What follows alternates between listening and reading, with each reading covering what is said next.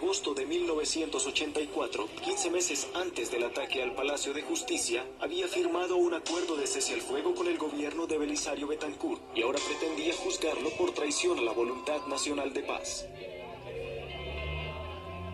Los magistrados de la Corte Suprema de Justicia eran objeto de agresivas amenazas por parte de los cárteles de la droga ante su persistencia por defender la legalidad del tratado de extradición de colombianos a Estados Unidos. Los militares no ocultaban su malestar por las políticas de paz puestas en marcha en el gobierno Betancur y con el M-19 libraban una guerra aparte por el protagonismo que esta organización alzada en armas desplegaba en la vida nacional. Una tragedia advertida 19 días antes del ataque, cuando la policía puso al descubierto un plan del M-19 para tomarse el Palacio de Justicia y habló de capturados con horarios, reseñas de ingresos y planos de la edificación, piso por piso y despacho por despacho.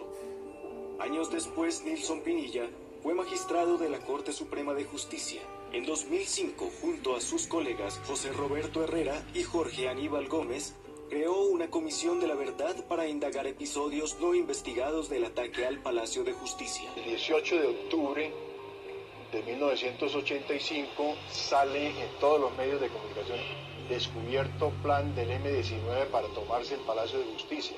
Dar una gran operación con motivo de la visita. Los de la policía motivaron ese mismo día una reunión urgente con los presidentes de la Corte Suprema de Justicia y el Consejo de Estado. Carlos Betancur Jaramillo, quien entonces oficiaba como presidente del Consejo de Estado, así recuerda lo que estaba advertido. El 17 de octubre, por invitación de la policía, el presidente Reyes Echandía por la Corte y yo por el Consejo de Estado, allá nos dijeron que se había detectado que iba a haber la toma del palacio.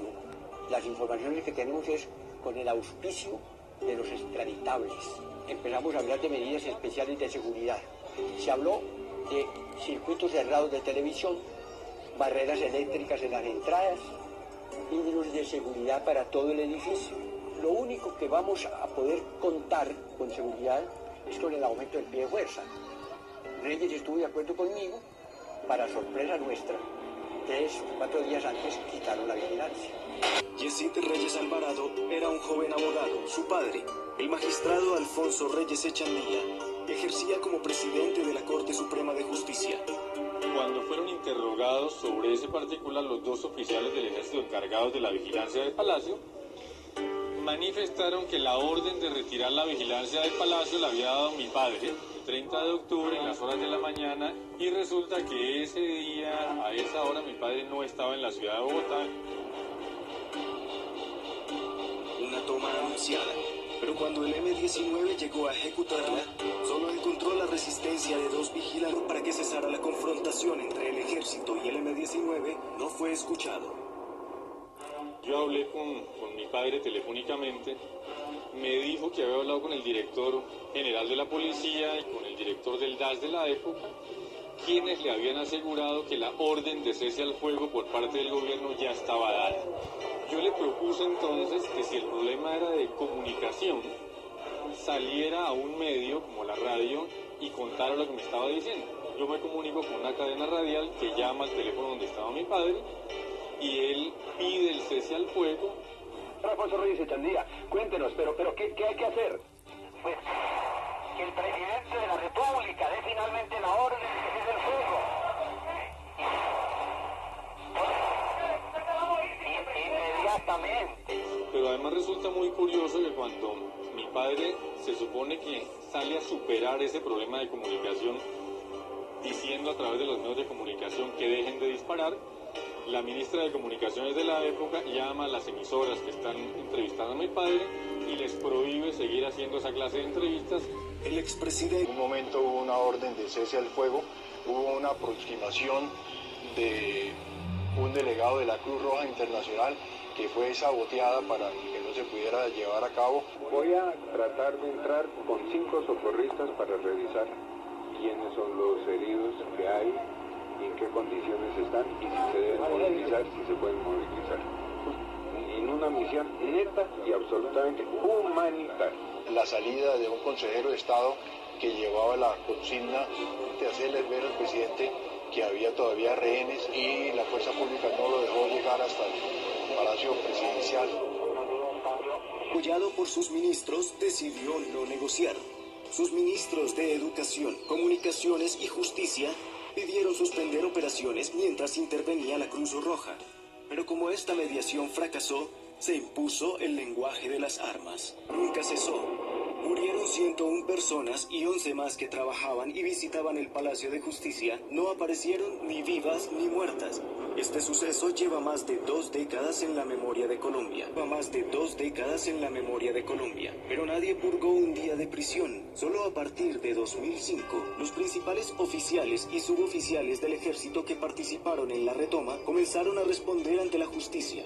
Se investiga por qué desaparecieron 11 personas durante la recuperación militar del palacio. Los militares en este momento no están siendo juzgados por las actuaciones ocurridas durante la toma de Palacio de Justicia, sino por hechos absolutamente posteriores, que es la desaparición de las personas. Ramón Jimeno es uno de los periodistas que más ha estudiado el tema. Si bien el M-19 es el responsable inicial de la toma, el responsable final de la mayoría de los muertos, el 90%, fue el ejército. Oficiales y suboficiales que en noviembre de 1985 hoy están presos o en espera de sentencia. Entre ellos, el coronel Alfonso Plazas Vega, recordado por la respuesta que dio cuando los periodistas indagaron por su misión en Palacio. Mantener la democracia, maestro. Aquí no van ellos a asustarnos ni a atentar contra ninguno de los poderes, ni contra ninguna de las ramas del poder público. No le rescatarán porque le disparan un cañonazo al frontis del palacio.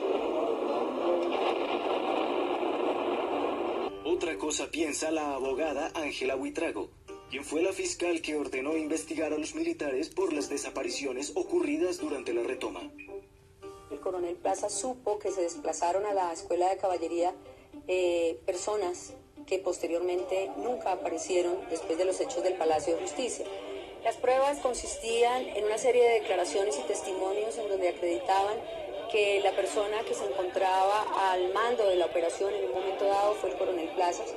De igual manera, audios y videos en donde registran que el coronel Plazas estaba muy al tanto de la información de las personas que salían como rehenes liberados del Palacio de Justicia. Ninguna persona de las que dicen que está desaparecida vino a la Escuela de Caballería, porque es que ni siquiera salieron vivos del Palacio de Justicia, como está siendo comprobado. El M-19 entregó sus armas y un año después fue mayoría en la Asamblea Constituyente que expidió la Carta Política que hoy rige a Colombia. Ya no existe como organización política, pero sus exdirigentes hoy pugnan por el poder. Cambiaremos la historia de Colombia. Gustavo Petro pertenecía a la cúpula del M-19 y en la época del Palacio de Justicia estaba en prisión. En marzo de 1990 se desmovilizó con sus compañeros de armas e ingresó a la política con notorio éxito.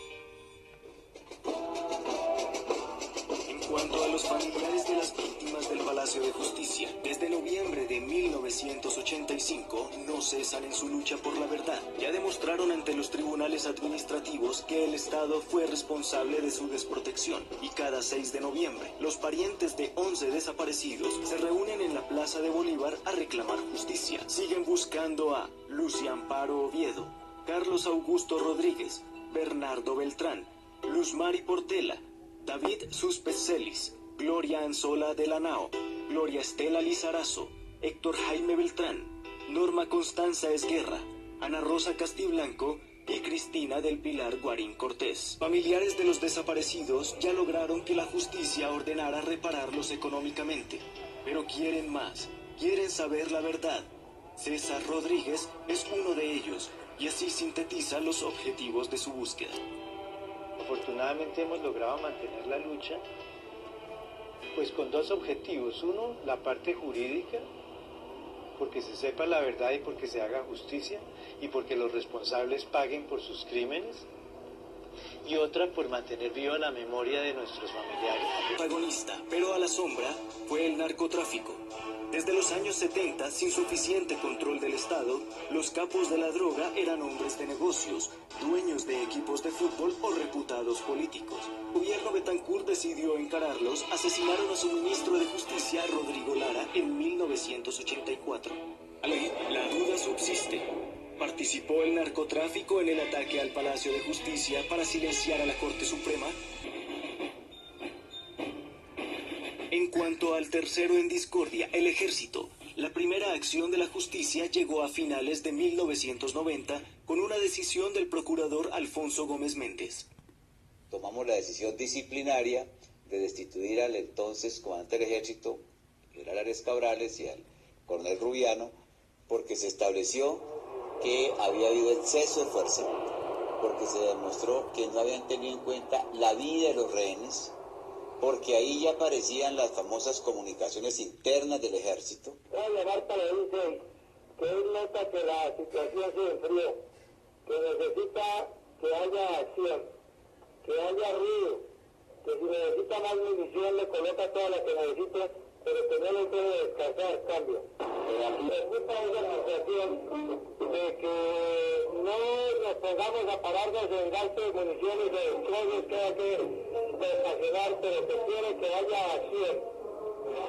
La investigación por los hechos del Palacio de Justicia quedó inconclusa. Hubo una ausencia de voluntad política y de voluntad judicial en torno a la investigación y al establecimiento de justicia acerca de lo ocurrido acá. Siguieron 100 más palacios de justicia. Esa alianza mafia, cúpula del ejército, política tradicional, que impide una negociación en el palacio y lo vuelve una masacre, siguió actuando a lo largo y ancho de Colombia. Un año después, en 1993, desde otro frente judicial, el magistrado del Tribunal de Cundinamarca, Benjamín Herrera, demostró la responsabilidad del Estado, la desprotección de los magistrados, el exceso de fuerza para recuperar el palacio o las pruebas judiciales que fueron borradas y dejaron evidencia de un desastroso operativo que el Estado terminó pagando. Siempre que esté en peligro la vida de un ser humano, el Estado no puede, sobre pretexto de cumplir un deber, por grande que sea ese deber, atentar contra esa vida. La República actuó a su antojo. Todo el que pasaba por acá disparaba al interior, a lo que se moviera. Hubo una descoordinación notable, hubo un exceso de fuerza, hubo una gran locura en la forma como se inició la investigación, porque muy rápidamente se procedió a remover los cadáveres de sus sitios, a quitar escombros y a lavar con agua, con lo cual las huellas que podían haber permitido esclarecer algunos de los homicidios, algunas de las muertes, fueron alteradas. ¿Cómo fue que dentro los rehenes murieron? El Estado fue reiteradamente condenado por haber retirado la vigilancia del palacio y por haber abusado en la utilización de la fuerza durante la operación de retoma del mismo. Hay también dos sentencias en las que se condena al Estado administrativamente por la desaparición de personas que estaban al interior del Palacio de Justicia en esos 2 días. Solo sus familias insistieron en la lucha por la verdad. El primero en encarnarla fue el recientemente fallecido ex juez Enrique Rodríguez, padre de Carlos Rodríguez, administrador de la cafetería del Palacio. ¿Cómo es posible que en el Palacio de Justicia, en el centro de Bogotá, se asesine a la gente y no se sepa ni siquiera qué hicieron con los cadáveres? Mi abuelito Enrique fue una persona que desde los primeros días se encargó de buscar a las personas, de buscar a mi papá. Mi hijo mayor, mi primogénito, él era un padre muy abnegado porque tenía 4 mujercitas hijas.